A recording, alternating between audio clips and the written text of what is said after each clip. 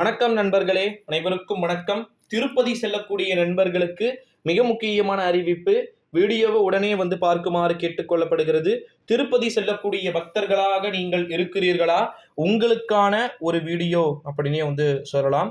குறிப்பா பார்த்தீங்கன்னா, திருப்பதி செல்லக்கூடிய பக்தர்களே உங்களுக்கான ஒரு தகவல். குறிப்பா பார்த்தீங்கன்னா, தமிழகத்திலிருந்து திருப்பதிக்கு செல்லக்கூடிய பயனர்கள் எவ்வளவோ பேர் பார்த்தீங்கன்னா இருப்பாங்க. ஆந்திராவால பார்த்தீங்கன்னா, பெருசா எத பண்ண முடியுதோ இல்லையோ, நம்ம திருப்பதியிலிருந்து பார்த்தீங்கன்னா, நெறைய பேர் ஏகப்பட்ட விதமான விஷயங்கள பண்ணிட்டு தான் இருக்கிறாங்க.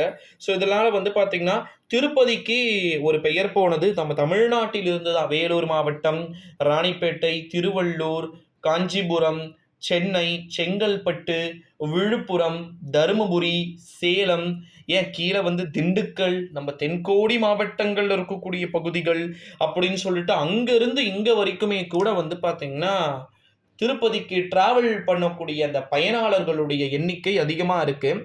அங்க ஆந்திர பிரதேசத்திற்கு ஒரு நியூ சிஎம், ஓகேங்களா, புதிய சீஃப் மினிஸ்டர் சந்திரபாபு நாயுடு பார்த்தீங்கன்னா பதவி ஏற்று இருக்கிறாரு.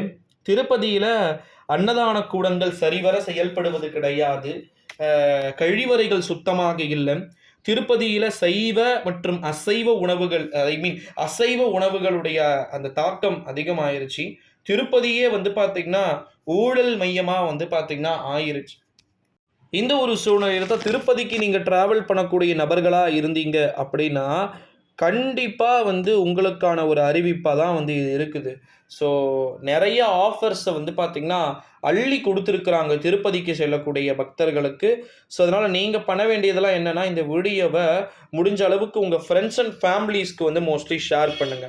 ஏன் நான் ஷேர் பண்ண சொல்றேன்னா, அவங்களுமே நெறைய விதமான இன்ஃபர்மேஷன்கள பார்த்தீங்கன்னா தெரிஞ்சுப்பாங்க. அவங்களுக்கும் நிறைய விதமான புரிதல்கள் ஏற்படும். திருப்பதியில பார்த்தீங்கன்னா, தமிழகத்திலிருந்து திருப்பதிக்கு செல்லக்கூடியவர்களுக்கு கூடுதல் ரயில்களை இயக்கவும் கூட வாய்ப்பு இருக்கு.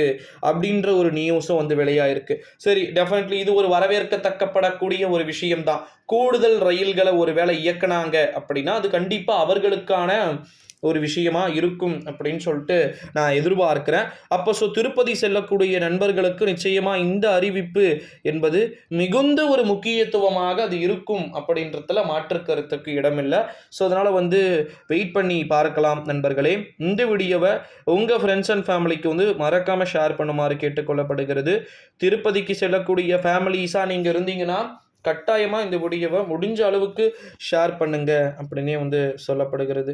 ஏன்னா, இது போல நிறைய விதமான அஃபீஷியல் நியூஸ், அன்அஃபீஷியல் நியூஸ்லாம் பார்த்தீங்கன்னா, நம்முடைய சேனல்ல வரத்தான் போகுது. ஸோ, அதனால நீங்க கம்பல்சரி ஷேர் பண்ணிக்கிறதுல தப்பு இல்லைன்னு சொல்லிட்டு நான் நினைக்கிறேன். ஓகேங்களா? ஸோ, ஷேர் பண்ணிக்கோங்க.